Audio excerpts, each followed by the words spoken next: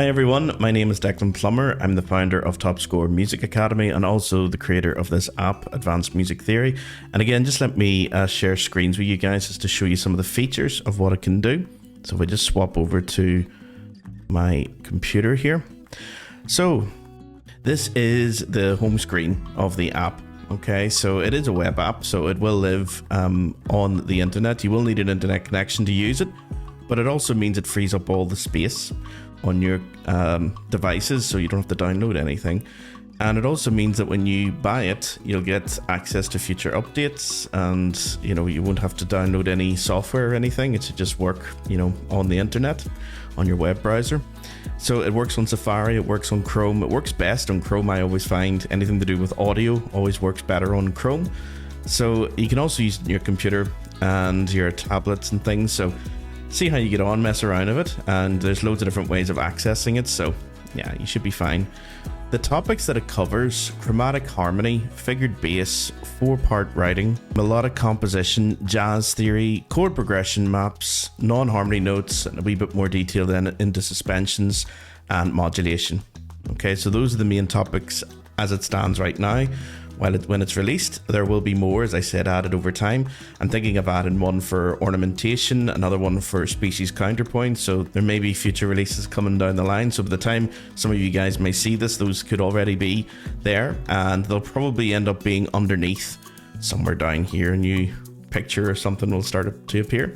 So keep a wee eye out for that. But at the moment, this is August 2026, and these are the topics that are available at the moment. So we'll just go through some of them just to show you what they can do. And if you do have any questions about any of them, how to access any of the features or how to use any of the features, do get in contact with me as well. There is a little user guide down here which does go into some detail about each topic. But yeah, if you do have anything else you want to ask me, go for it. Okay, so let's have a look at our first topic. Figured bass, I think, is a good place to start actually, because it will help with some of the other topics as well. So we'll just jump straight into figured bass. Okay, so there's a little description about what figured bass is, and then all the different chords you can have, and the notations for figured bass. You can even reveal the realization. You'll actually see as well that for a lot of the chords in this app that I've actually included the little intervals as well, just to show you exactly where the 5th and the 3rd are.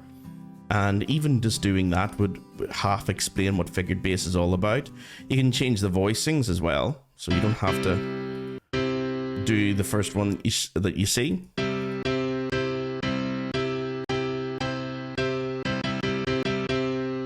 Lots of fun with this. So reveal first inversion chord.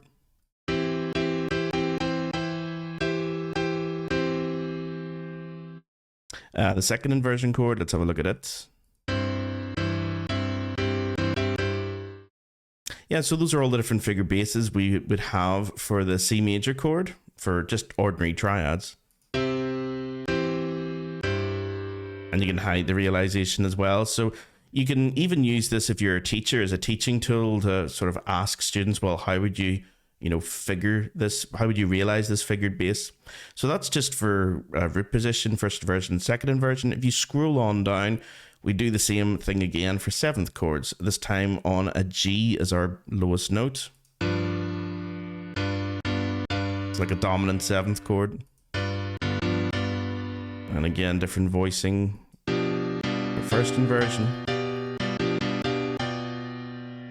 and second inversion and third inversion as well. You'll even see like the little parts of the figured basses that are usually left out are sort of faded as well. So yeah, that'll help, I think. Okay, then the sort of more interactive fun part of the app is you can make your own in any key. So again, major or minor, you can decide what key signature you want to use. We'll just keep it in major for now. So for C major, you can even decide what chord you want. There's chord 2 in C major, there's chord 2, first inversion, that's what the figured bass would look like. And of course you can, different voicing sword as well.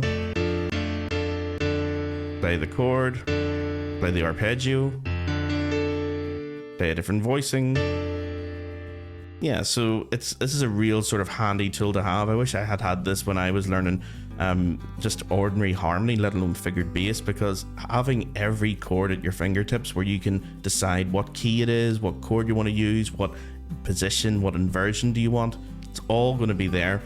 Make your own analysis as well. So this part of the app is actually included as a separate app as well. So yeah, you can actually just get that if you prefer, just like a little tool, a little calculator for figured bass. That's sold separately, but it's incorporated into this app as well. So you know, you get lots of other things with the full version, but you can also just buy this on its own.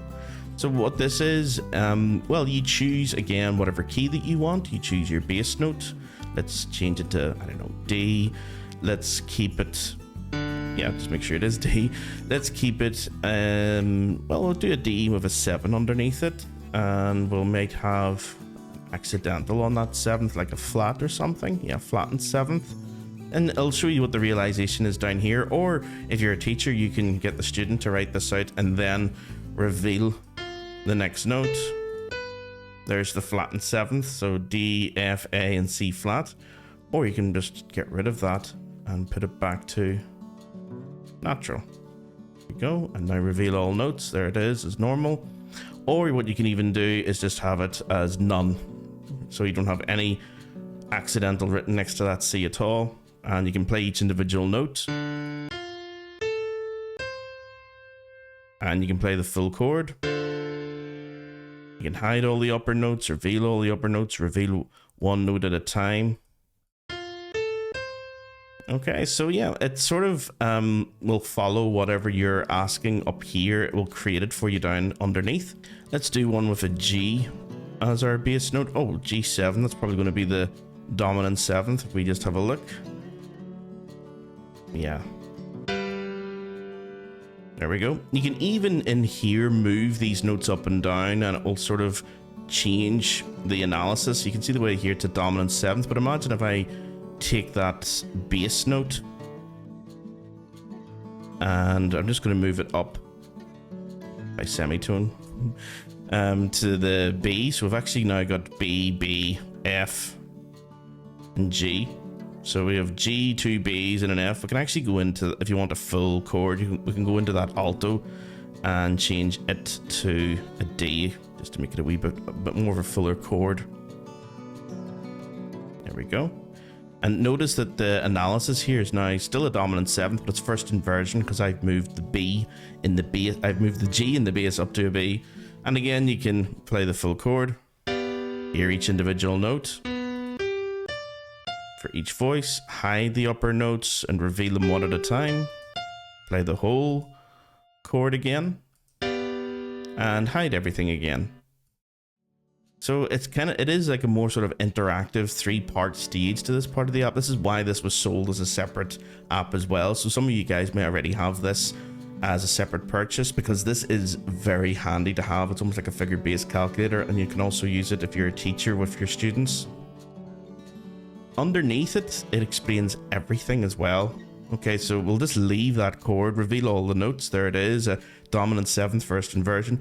Underneath that, it tells us every single thing about that chord. So the more you edit up here, all the changes will happen automatically underneath. So it'll tell you what the 6th is of the chord, what the 3rd is, what the 5th is.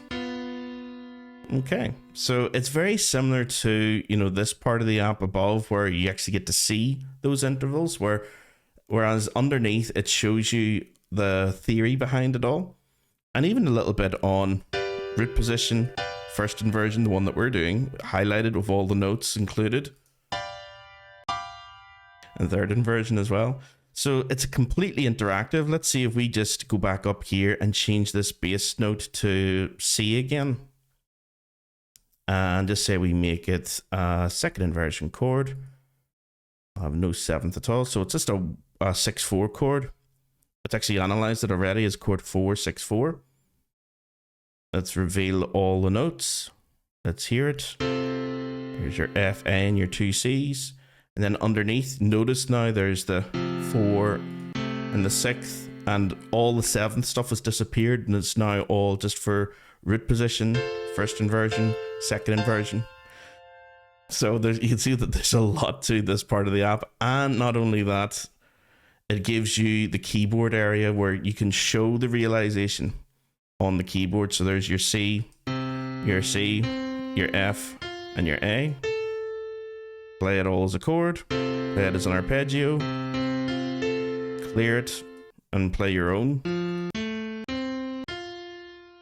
Okay, so there's lots you can do with this, even just this little section of the app. And we'll just put it back to being just a root position chord, just a 5-3, just usually blank. So yeah, just chord 1, reveal all the notes, there they are again, play full chord. And notice the 3rd and the 5th, your major, minor, diminished, and augmented. And also the realization of it. There's your C, your E, your G, and your top C in the soprano. Exactly the same as it is here. Okay, so that's underneath all this area of figure bass. So that's a huge area of the app, just explaining figure bass, but it's really important to know it because when it comes to the analysis for lots of other parts of the app, you need to kind of know a wee bit about figure bass. So that's why there's so many interactive parts to this area. Okay, let's go back to the home screen. Right, so that was figured bass. We probably should look at chromatic harmony above it as well, just to sort of get an idea of all the other types of harmonies we're going to be looking at. Those were all just triads and sevenths, but there's quite a few others you can use in this app. There's Neapolitan chords, there's augmented sixth chords, there's secondary function chords. So it kind of has an altered chords and borrowed chords. It kind of has a map of everything inside this app, of all the different chromatic harmony you'll ever really need. Okay. So for Neapolitan chords, or flattened seconds, in other words, it does explain a little bit about what the Neapolitan chord is.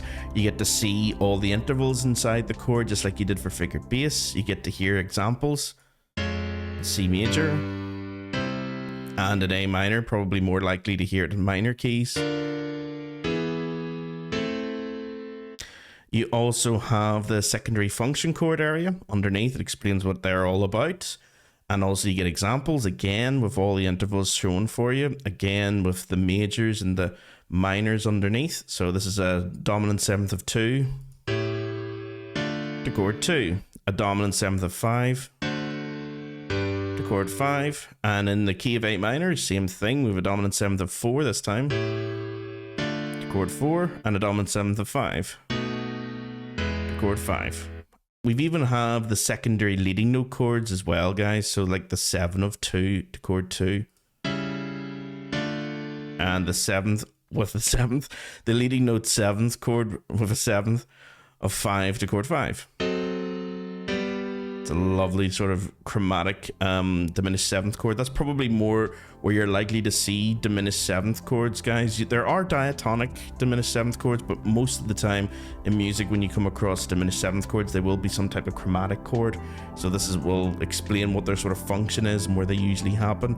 So keep a wee eye out for those in the pieces that you're learning and in the harmony that you're looking at, and your own songwriting as well, that you can introduce some lovely colorful chords, all these chromatic chords into your music.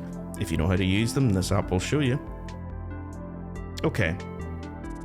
We've also got a little card on augmented sixth chords. The Italian, French, and German. I know there's a few others, but these are by far the most frequent, guys. I know there's like one that they look at and other online things about the Swiss augmented sixth chord with enharmonic spellings of them. I don't really go in too detailed into the other chromatic or the other augmented sixth chords, because the Italian, French, and German are probably the most popular you'll ever see, and this chord is not as popular as other chromatic chords. You do see it more in classical music and maybe sometimes in pop music, but it's not that common.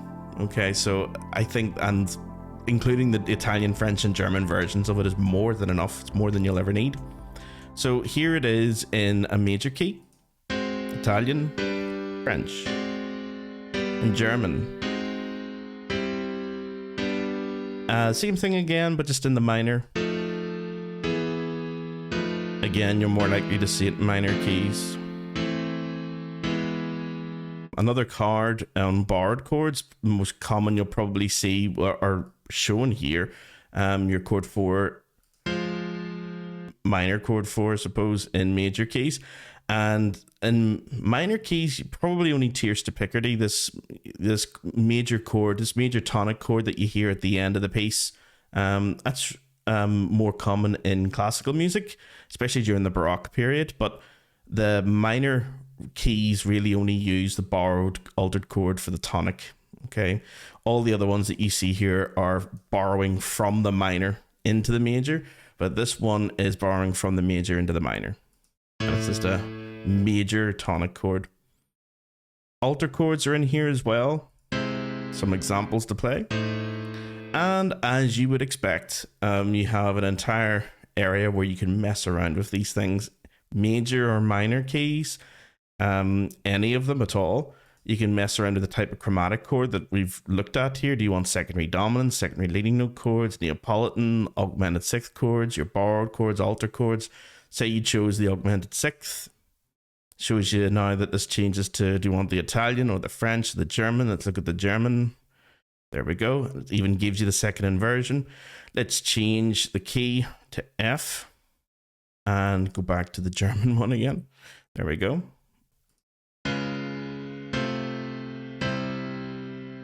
And probably minor. Yeah, let's do it with a minor. You can almost hear the chord 1 to come after that. You can change around the voicings as well if you like.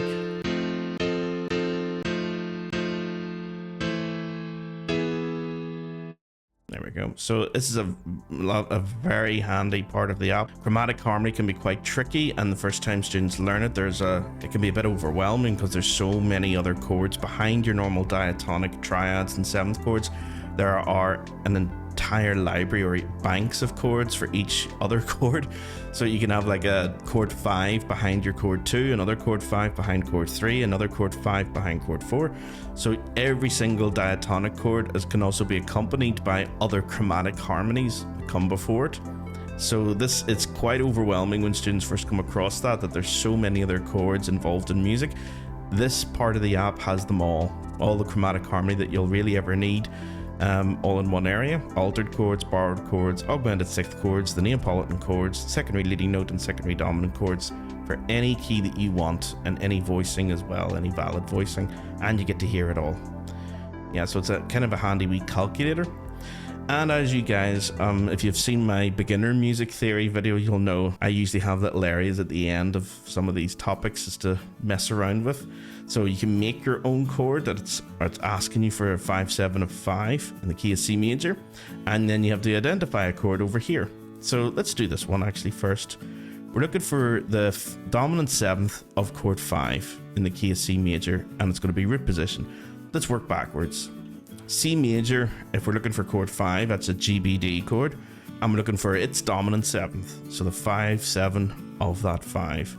That's going to be a D, F sharp, and A, and the C because of the 7th. So if we take the bass, move it to D, we take the tenor, we can move that to A, we can take the alto and move that to F, but we need a sharp in that, and the soprano's also playing the C. So let's hear the chord. Let's check our answer. Correct. And then it moves on to another one. Okay, so yeah, it's kind of a nice wee app where you are tested on your ability to recognize these chords. Oh my goodness. A leading note 7th, in third inversion, of chord 6 in the key of F. Again, work backwards. Okay, so chord 6 in the key of F is your D minor chord, so D, F, and A. And we're looking for the 7th, the leading note 7th of that. So if that's D, F, A, it's going to be C sharp, E, G, and B flat. So C sharp, E, G, and B flat. The B flat will be at the bottom. We can leave the G there. We can make this C sharp, can we? Let's see. And maybe this is the E. Let's hear it. It sounds right, but is it right? Yes. That was a tricky one. Neapolitan chord in F sharp major, first inversion. Okay, so yeah, it's going on into every type of chromatic chords, not just the secondary dominants or secondary leading note chords. Identifying the chromatic chord is just the reverse of all that. You're just given a chord to identify, and you have to work out what is the chromatic harmony here. Let's try something that doesn't have so many, well, I was going to say so many sharps and flats, and it just has nothing in this one. Okay, so we've got a G, we've got a B flat, we've got an E, and we've got an E. So it looks like an E, G, B flat chord. I would say that's like an altered. Let me see.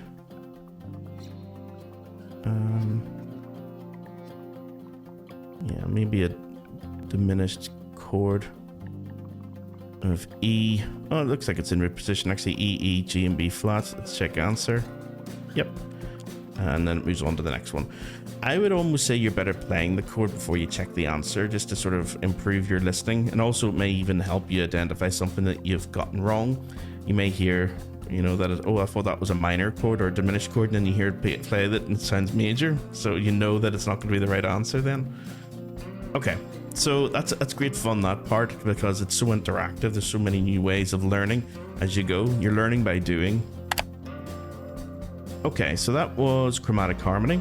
I'm actually going to stay with harmony just for a second. I'm not going to go over to non-harmony or suspensions just yet. I'm going to go down here actually to the chord progression map. This is one of my favorite areas actually of the whole app, because it's really just a couple of pictures that you can click all the different chords. So yeah, this is a little picture that I made showing you all the chromatic harmony that we just looked at. So there's your German, your French, and your Italian augmented sixth chords, your Neapolitan chords, some of your chromatic diminished seventh chords as well, and also all your secondary function chords. And what you can do, and your borrowed chords as well, you can click on all of these and hear each one. So let's just hear the chord 1. It shows you what it looks like. Okay, you can click off it to close that little pop-up. That pop-up will appear every single time you click a chord, or you can just turn it off. I prefer turning it off because I know what those chords are in C major, but you can do it for any major key that you like. This is for chord progressions and major keys.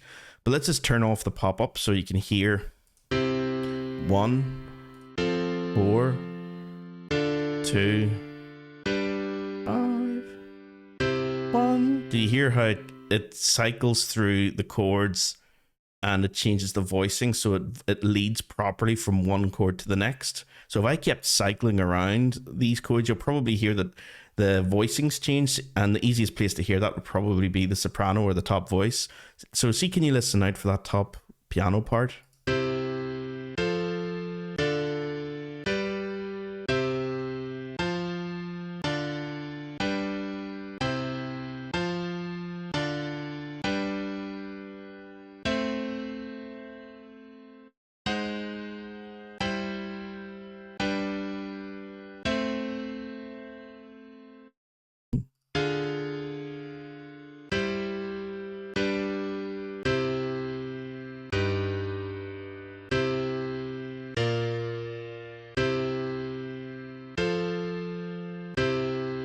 So if we went round in a large circle, let's see if we go from 1,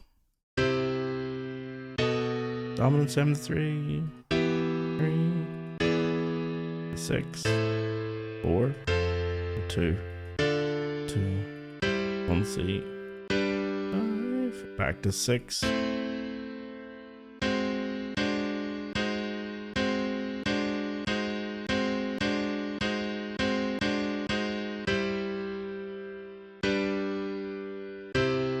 There we go. So it's great fun being able to sort of, you can see where all the chords go and hear them instantly just by playing on them. If you really wanted to see what each chord looks like, you can of course do that. You know, click on it, it'll show you. You can play it as many times as you like. So the real sort of power of this, especially if you're a songwriter or if you're just into like composing anything and just want to know, well, what harmony sounds good? It's a bit like musical hopscotch. Where do I go after I've landed here? Well, these arrows are the standard places to go. It's not the only. Don't think that every composer sits down with something like this in front of them. They don't. But it just helps if you're lost, if you don't know where to go, if you just want to come up with your own chord progression in any time signature or key. This is kind of a handy guide. That's all that it is. And this is just for majors, but the one underneath does the same thing for minors. So there's the tierce to Picardy, the major chord 1.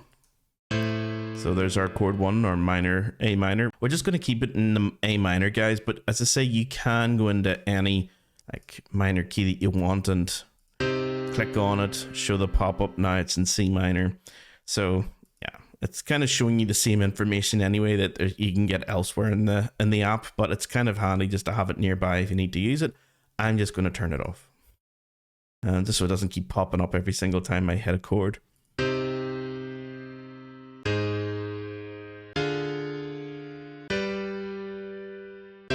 Here's to Picardy.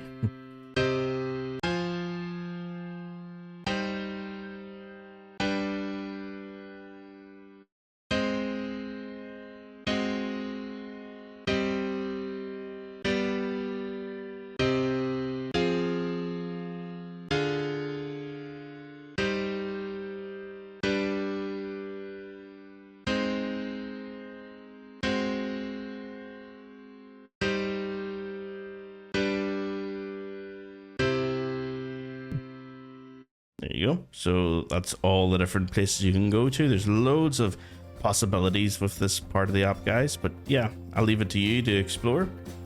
Let's go back to the home screen again. Okay, on to our next topic. So we're kind of bouncing around here. We did figure bass, we did chromatic harmony, we did chord progression map. Now we're going to look at modulation. This is one of my favorite areas. Again, this is another app that you can actually get for testing your ability to hear modulations, which is very handy for like grade 7 and grade 8 ABRSM exams, or anyone who's doing like a practical exam on their instruments. That's usually accompanied by some sort of listening or oral part to the exam, and usually that has something to do with identifying the key that you start in and the key that you go to. So yeah, there's an app that I made for that on modulation, but this is a little bit more detailed for the writing part of it, being able to create your own modulations and write them as well. So at the top of the topic, you'll see what is modulation. It explains a wee bit about modulation, how to notice it as well. Gives you a nice example here, played on my piano.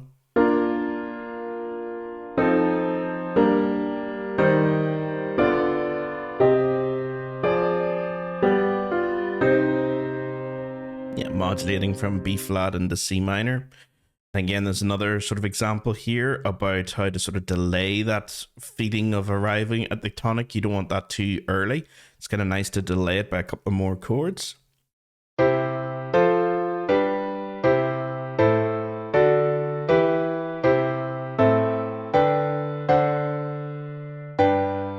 little bit of a delay there.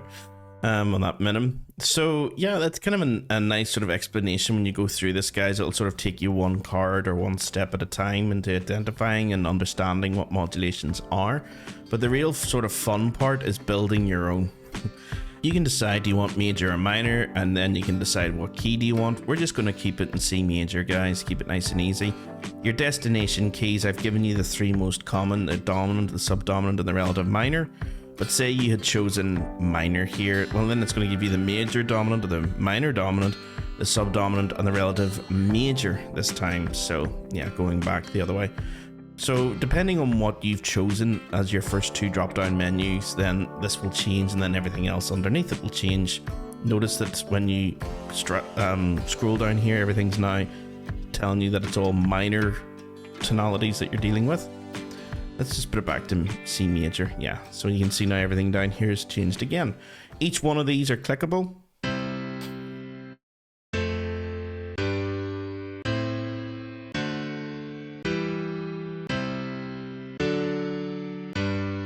Okay, so the blue ones belong to the old key. You can swap these out with any, up to 16 chords you can do. We're only using 9.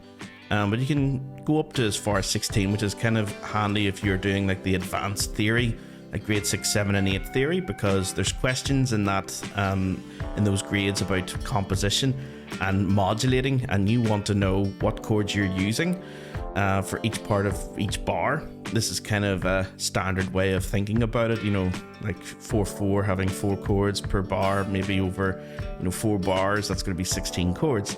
So yeah, it's kind of a nice number. I think 16 is more than enough for those type of questions to help you modulate out of the key that you're starting in and into the new key. And if you're doing something like grade 8 theory, you have to modulate back, so, or to a different key. So maybe doing this twice would be enough for the composition question there. Question 3, I think, if you're doing grade 8. Okay. So yeah, you can swap these out. Let's just clear everything actually. Let's just get rid of it all. And we'll add in 1, 4, 5, 1. We'll use the recommended modulating pivot chord, common chord or pivot chords. Americans call it common chords. In Britain and Ireland, they tend to call it pivot chords. Same thing, really. We're just going to use the A minor one. Just going to drag and drop that up there. So you don't have to drag and drop it up, guys. You can select the chord down here and then just click where you want it to go. There we go. You can also see, guys, that underneath when it says bass position, you can change the inversions and everything as well, but I always just keep it to automatic because you can change all this later. I'll show you what you can do afterwards, but if you really want to, when you're listening back, you can change all the bass notes underneath and have like a smoother bass line. Okay, let's see. What else do I want? I want chord 6. Chord 6, I should say. Yeah, in there. I want maybe chord 4. In there. I want chord 2. Actually, I want chord 2 of a 7th. Yeah, in there. And then I want my second inversion, and then my dominant 7th, and then my chord 1. Okay, there's my modulation. 4 chords this time for the opening tonic. Pivot chord I've kept the same, and then a couple of extra chords and 7th chords and stuff for the new key. Let's have a listen to it.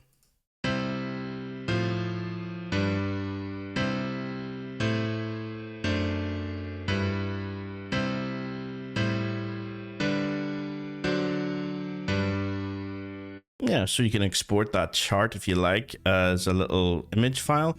But what you can also do is you can use chords from part 2. You can go down to the next section and take all the chords that we just selected there. Now remember, you can do this for any key, C major, we're going to G major, and any modulation you want. And how many chords do you want? Up to 16 anyway, and have it written out for you as well. And I would find this a lot more useful, you know, to take this out, export this as an image file, which we'll just do now. Yeah, it's a little bit big. Hold on, let me resize it. There we go. Okay, can you guys see that? Yeah, okay, so there it is, all written out for you. All nice sort of voice leading, all the tendency tones like the F sharp rising to G, the F sharp rising to G. And it even has, like, you know, inverted chords put in there for you as well to make it a bit more interesting. Okay, so the other really handy thing, new valid voicing. You can keep clicking this and it'll generate a different. Keep a wee eye out. I'll keep clicking this and look at the notes underneath change. You see all the different changes. Some of them are quite drastic, like where 6 or 7 bars change at once, and others are only a couple of bars. So yeah, you can mess around with it like that, come up with a different chord progression.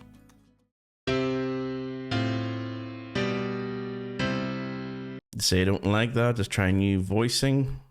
Okay, so chord 4 and 5 are now root position there before they were first inversion. That's a bit stronger, I like that. And if you want to change it, if you don't like it, you can change it around. There's chord 4 now as a first inversion. Other things over here changed as well. Yeah, so it's completely, I have no idea where it's going to go, but that's the whole point, is that it's almost like an endless creative and modulating generator that you would have here if you wanted to go into any keys, whatever key you start in, whatever key you want to go to. The possibilities here are almost limitless, like with whatever you want to use. How many chords do you want to use? How many chords in the old key, chords in the new key? You can even change the pivot chord that you want. You don't have to use the recommended one. There's other ones that are available. This all changes depending on what you've chosen up here as your destination key.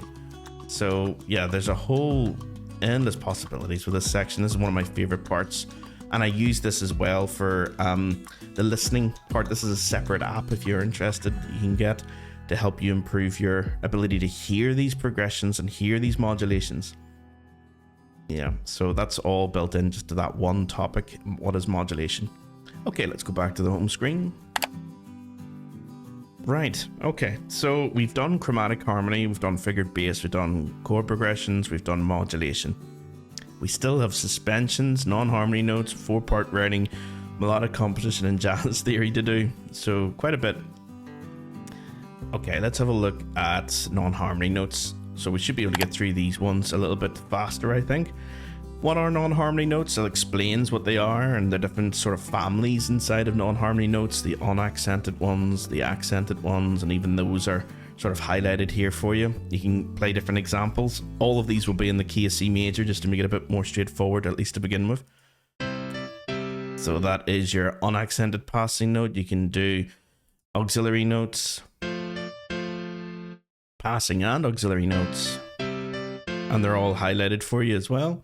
Neighbor groups, changing notes, the cambiata at least, and you can even change that here as well to, yeah, escape and cambiata. Yeah, so there's 2 different types. You can change them all here if you want to, like unaccented and accented, auxiliary notes and passing notes, and everything in a drop down menu. But I'm just clicking on the ones up here. Appoggiatura. Oh, I missed anticipation. Try that. Suspensions, retardations, and pedal points. Okay, so yeah, it'll go through how each of them are characterized, how each non-harmony note is characterized in this little box here on the right. As you could imagine, I've created a little laboratory again where you can make up your own. Come up with your own sort of non-harmony notes. So if you want to do it in the key of F major and you want it in the alto, or maybe even in the bass, yeah, why not? And have a wee listen to it. Yeah, so from chord 1, first inversion to chord 1, you can see why we looked at figured bass at the beginning, because yeah, to understand what these analyses are going to be as we go through the other parts of the app. So do go through the figured bass stuff, guys.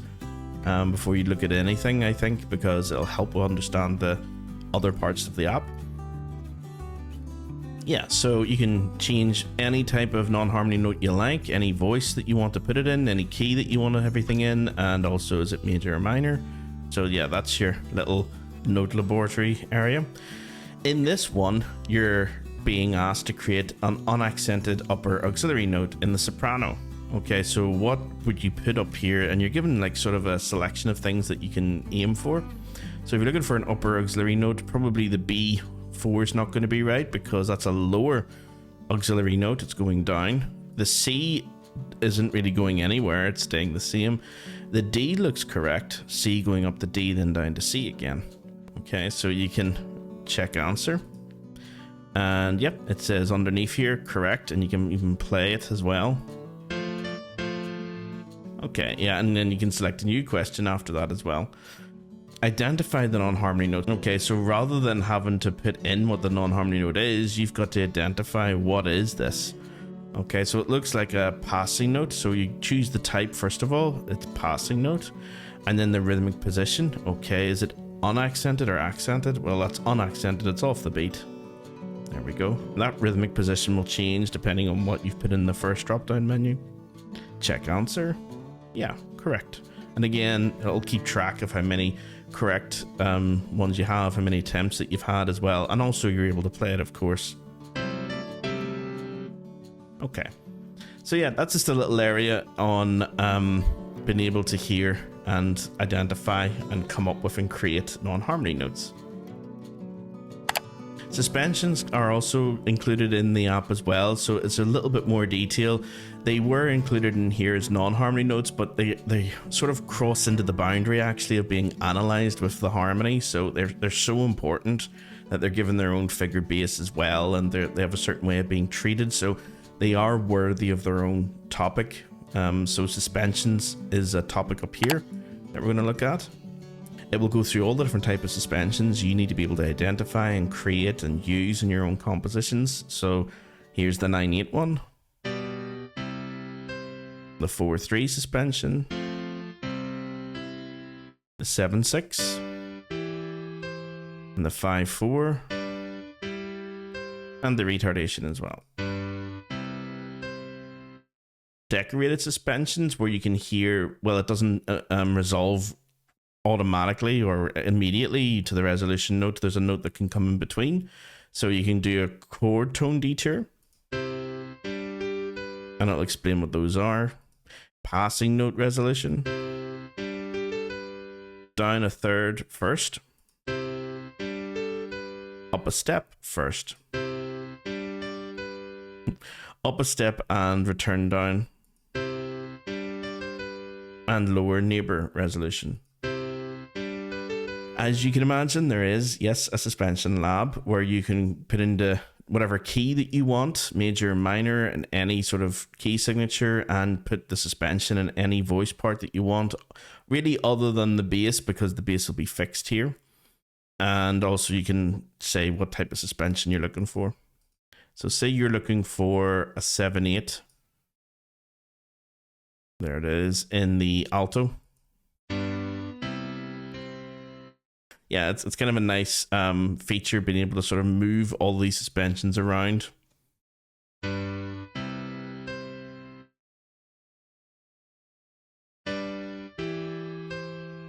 Yeah, so you can spend ages experimenting with it. I think this is the main strength of these apps, guys, that I'm making, is that it's all well and good reading about these things, and there's very few students I know who'd have the patience to sit down at a piano and figure these all out and hear them, but being able to sort of explore what they are and put them in the different keys and mess around with different, you know, voices, immediately hear back what you're doing, that really does enhance your understanding, I think, more than reading 50 lines of text could do. So yeah, the amount of stuff that you will learn just from messing around with the app is going to be the main sort of strength of it. It's going to summarize so many things that you wouldn't have to otherwise read, entire textbooks of theory. Yeah, and as you guessed it, guys, if you scroll on down past the suspension laboratory, there's the make the suspension part, which is, you know, really going to be quite simple, because all you have to do is make sure that the note carries over, but you can also change the key, I suppose, into any sort of key that you want, and also any type of suspension as well, and be able to hear it. So you could probably go through this part of the app in about, you know, 10-15 minutes and get the gist of what you're doing. Identify the suspension, that's a wee bit trickier, but again, if you've read through the previous sections, you should be able to look at that and go, alrighty, oh, that looks like a 4/3 suspension. There's only so many answers it could be. It's not going to be, you know, terribly difficult compared to the chromatic harmony part. This is a walk in the park. Yeah, so 4/3 suspension. Okay, so yeah, there's a wee part to the app dealing with the suspensions, but it's quite important to know. Okay guys, so the next part is 4-part writing. So I'm just going to click on it just to show you what it looks like. This is a huge part to the app where you get to write your own 8 bars and harmonize a melody. So you write in the bass, the alto, the tenor parts, and it can be in any key. It's going to always be in 4/4 because it's not so important about getting the rhythm right here. There's other parts to the apps that deal with that, especially in the beginner music theory app. But it's more important to get the right chords, to get good voice leading. It analyzes all of that to be able to modulate into a new key. It'll show you where that happens. There's the pivot chord there, then your chromatic chord is right after it. So yeah, so before you get to bar 8, you can actually see that you are already going to be in a new key by the time you're in bar 7. Okay, so the first 4 or 5 bars are going to be all in the key of C major, but you can change that if you like, and change the key that you're modulating to as well. The way to put in notes is very, very simple. You literally just click on the page, or if you're using an iPad or a tablet or something, just tap. So I'm going to be harmonizing the G, so I just want to write a couple of notes here. Let's see.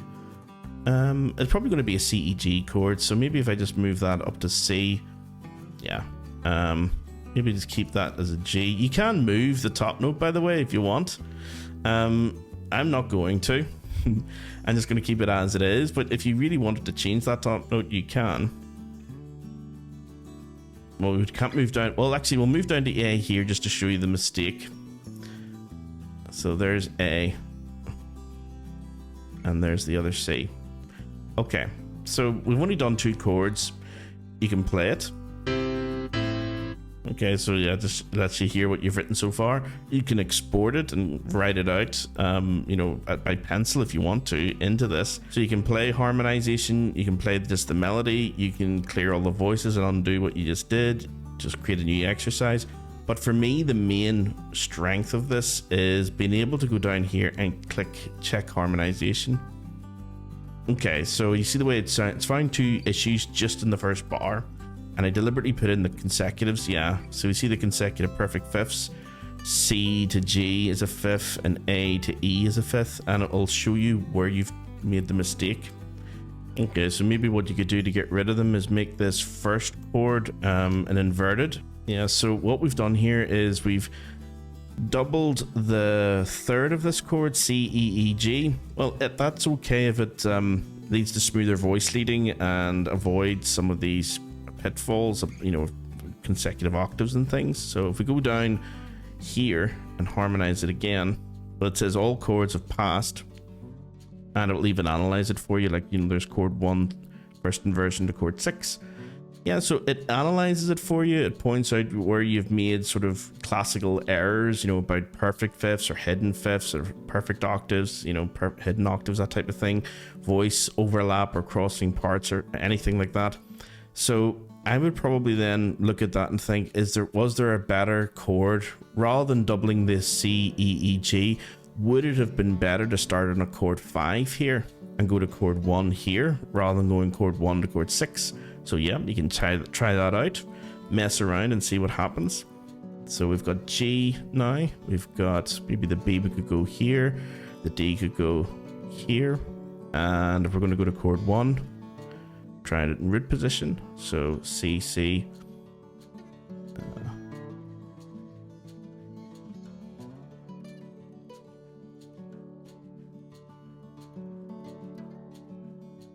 there we go. So C, C, E, G. So yeah, it's it'll respond every single time you put in something different or analyze it, so it'll update. So now it's chord 5 to chord 1. Again, you'll be able to play that back. And you can also export what you have there as a little image file. That's really handy, especially if you're a teacher, because you can give this as work in class and then get them to sort of export it and use it as like a homework exercise and say, okay, finish off the first 4 bars or something. So yeah, there's the, I zoom in a little, there's what we wrote. So, and everything else is blank. So you can even print that out and finish the rest of it by hand if you like to, and then you can then import it into here, check the harmonization just to see how you get on. Of course, you can change things around, guys. See the way I'm just using crotchets, so you could have quavers if you want here. You see the way that B, for example, I mean, could we not just have that as 2 quavers instead? Yeah, let me see.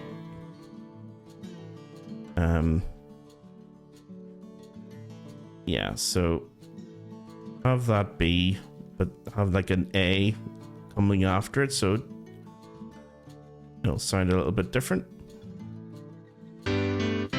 Okay, so you can see I put in 2 quavers there just to introduce a little passing note. Probably doesn't sound as good, to be honest, but yeah, let's just see. Yeah, non-harmony note, bar 1, beat 1, tenor, passing note recognized. So it's not a mistake, it's still lighting up green, but it's just letting you know that you've put in a non-harmony note. It even has a little P next to the note. It's highlighted now as green to let you know there's a little non-harmony note in there. So it'll even do that. It'll even go through your harmonizations, and if you've put in passing notes, auxiliary notes, suspensions, whatever, it will sort of analyze them for you too. So that's why although you're only doing one thing in this part of the app, it's a huge thing. It's sort of bringing together all the other parts. It's bringing together figured bass and Roman numeral analysis. It's bringing together non-harmony notes and suspensions. It's bringing together your chromatic harmony and your ability to come up with good chord progressions from the Chord Progressions app. It's bringing together modulation as well. So this is kind of like a summary of all the harmonic things that you've learned in the app all in one area. So yeah, I would probably leave the 4-part writing to the end after you've had a look at all the other stuff that we already looked at. Melodic composition, another topic, again bringing together several topics together in melodic composition.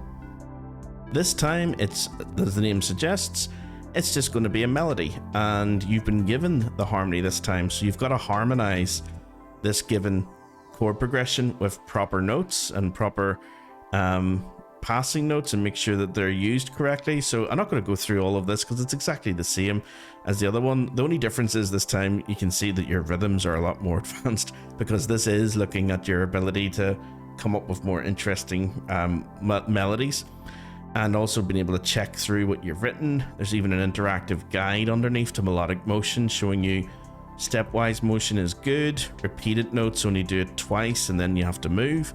Large leaps follow the rule of compensation, or at least delay if you on the same note if you have to. Don't have successful leaps in the same direction unless it outlines a chord. Make sure leading notes resolve unless they're part of a descending scale. Ensure that your passing notes do connect to another harmony note, or at least to another passing note by step. Non-harmony notes and when to use them. Phrase shape as well, and even, you know, making sure that a cadence is implied. You can play all of these as well. You can even hear how that's da da sounds like a perfect cadence at the end. So make sure your melodies imply that as well, maybe after 4 bars or 8 bars, that there's sort of a sense of a cadence point, a cadential point. Yeah, so again, you can mess around with this part, I'd say, guys, and you can slow it down and speed it up and change the different key that you want to go to and all the other keys that you want to start in, major or minor. There's just so much variety and different things you can do here. So, and export it all again as well. It's a wee picture. So I'll let you guys have a wee mess around with that. It's going to be just the other way round of what the SATB 4-part writing was. This time you're just writing a melody and the harmony's taken care of for you. Okay, so we've reached the last topic, guys, jazz theory. This is a big one, okay, even though it's only a little picture. This takes care of all the other sort of extended parts to harmony, like 9ths, 11ths, 13ths, that type of stuff. But because that's more common in jazz theory, we're going to look at it through the lens of jazz analysis. So when we're looking at things like C major 9 or C11 or C13, C major 7, yeah, we're going to be adopting jazz terminologies for these. I think it makes more sense because that covers so much more than just the classical world. Most of the classical world, at least until the 20th century, didn't really use 9ths, 11ths and 13ths unless they were on a dominant chord or something most of the time. So it wasn't until you get to the late Romanticism and into the 20th century that those harmonies became used by classical music, and a lot of the composers who were using them were borrowing from jazz and, you know, blues music anyway. So I think it makes more sense to look at them through a jazz or pop music theory lens than looking at it through, say, figured bass or something. So yeah, you can explore to your heart's content all the different types of jazz chords here, guys. Depending on the root spelling, we'll just keep it in C. Do you want all the different chords? Yes, let's keep them all. If you keep all the chords, then this is a huge drop down menu because it's basically every, or at least most of the most popular jazz chords that we use. But say you just want to have 7th chords. Okay, well then it just gives you major, dominant, minor, minor, major, half diminished and diminished 7th chords. And it shows you what they all, you know, are analyzed by in jazz terminology. So C minor 7, C7, the C minor major 7, C7 flat 5. Yeah, that's our half diminished. That's what we would call it in classical music. And the fully diminished 7th chord, yeah, that'd be analyzed like that. See if we diminish symbol in the 7 after it. Again, you get to hear it. You get to arpeggiate it. You get different voicings of it. Or you can change the bass note to a different note. Do you want the root, the third, fifth, or seventh? You can even get rid of the root entirely and just have the rootless piano voicing. So there's no root anymore. There's no C, because in jazz music, that's usually taken up by the bass player. Yeah, so you can really explore the different sort of jazz chord families in the first area here of this topic. In the second area, in the voicing library, yes, very similar. You can just go and explore every type of chord that we have in jazz music, and yeah, being able to sort of change it around to how it would practically be performed, or even theoretically, you know, having everything. So if you chose something like a 13th chord or something, like we see like a major 13th, see the way it just gives you the 13th, the third, and the seventh, the sort of normal way of voicing it. If you have the complete theoretical stack, it gives you everything, like the third, fifth, seventh, ninth, 11th, and the 13th. You would never play that in practice, at least not in one instrument. That would be more sort of just the theory of it. So we just, yeah, put that back down to the root extended part. That's enough. 4 parts is enough. And you get to hear it as well. There's also a little area for jazz chord progressions, not just the 2-5-1, but also the some of the famous turnarounds as well. Let me just slow that down a little bit so relaxed, yeah. It's a bit nicer. And let's try that with just blues, I suppose.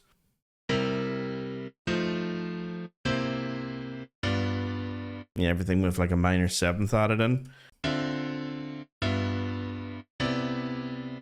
Yeah, so that's very, very common. That's one of the most common chord progressions you'll learn when you're learning jazz or blues music, the 2-5-1, and of course decorating it as well. Again, just like the figure bass part of the app, all the intervals are shown here just to make it quick and easy for you to see, well, where's the 7th and where's the 13th? When do we add what's in between a C add 9 and a C9 chord, or a C minor 9 chord, you know, so or a C 6/9. So like there's loads of different ways of saying what sounds like similar chords, but they actually end up with quite different harmonies. And this way of learning, you'll instantly see the differences if you just, you know, cycle through all the different harmonies just with the drop down menu. Okay, in the form the jazz chord area, yeah, so just like before, guys, you have to form a chord that's been given to you. So we're looking for a C major 9. So the easiest way to do it here, because you're dealing with sometimes quite a lot of different notes at the same time, is I've sort of made little handles that you guys are able to move up and down just by, you know, dragging it. It also works on the tablets as well. So you can drag from here just to make it easier, that you're not just aiming for a tiny wee note next to another note. So these are a bit easier to sort of locate and move. So we're looking for a C major 9 chord. So let's move him down to C. We want our E to make sure that it's major, and we want our 9th. So we can add the 5th in here because there's enough. There's enough that we can do. We have the 7th, so the C major part, and the 9th would probably be that D. There we go. There's the answer. So C, E, G, B, D. We don't actually need that 5th, guys. You see that G? We don't actually need him. We can actually just drag that up to like C, or move it down here for another C. The 5th is optional when it comes to some of these chords. If you just want to keep it like 4-part harmony, like, you know, C, E, B, and D, that would be enough. Let's just check answer. Yeah, so practical voicing accepted. So you don't have to put in the 5th if you don't want to, but yeah, it's there as an option if you want to drag it there, just so you can get the full theoretical stack. Okay, so that's your C major 9 chord in C major. And as usual, there is an analysis section, guys, where you have to, you know, go through the last chord and analyze what's been given to you. So here we have C, E, and B, and D. So we've actually come across this chord already. You can obviously just, you know, go on to a new question if you don't want to answer it, but let's just put it into C. So the root is the C. The lower structure, well, we've got the E there, so that implies that we're looking at a major chord. And we've got the B, so we've got a major 7th. We've got the D, which is a major 9th. And we don't have any 11th or 13th. choose the family that this belongs to. Well, it goes as far as the 9th, so yeah, one of the 9th, 11th, or 13th. It's harmonic roll. It looks like it's, yeah, chord 1, so it's tonic color. And then, of course, you can check your answer. Yeah, correct. And get to hear it as well. And go on to the new question. Okay, so here it's looking for something else, and you can change this around, and every you hit new question, it'll ask you for something different. Okay, so yeah, another nice wee part of the app, I think. Being able to analyze chords. Let's go back to the home screen. Okay guys, so yeah, that is the Advanced Music Theory app as it stands at the moment. There will be other things added to it. As I said, I will be adding ornaments and species counterpoint as well. That's going to take a while to get that added into the app, and it will probably be a new section underneath rather than being added to anything new here. I may be able to add the ornaments in as part of like Melodic Composition or something, but I'd like to have it as its own section. Yeah, I suppose the only other thing to mention as well here, guys, is that you do have the user guide and the explorer and the glossary and the options, just like you had for the beginner music theory app. User guide, as you'd imagine, just click in it and it'll just describe what each section's all about and how to use it. You can go through that your own. It should be pretty sort of intuitive anyway. You shouldn't really have to spend too much time in user guide. Explorer will just take you to a random part. Okay, so we're into suspensions right away there. If you click it again, yeah, decorated suspensions and resolutions. Okay, and take a different one. Analyze this chord, so we're into jazz harmony from the looks of it. The glossary, yeah, so again, taking all the technical language used throughout the entire app and just giving you a little definition and showing you exactly where you can search for things. So say you're looking for 13th chords. Oh, there we go, right away. Okay, there we go. It's taking me right to where I need to be. So they're explaining what the 13th chord is. So yeah, it's got a nice wee search feature in it, and options, just if you want to change how the audio and the display and accessibility actions all, you know, cater them to whatever you need. Yeah, that's there as well. Okay, so that's it guys, that's the Advanced Music Theory app. If you do have any questions about it, let me know, and yeah, I hope you enjoy it, and let me know how you get on, and I'll see you guys again next time.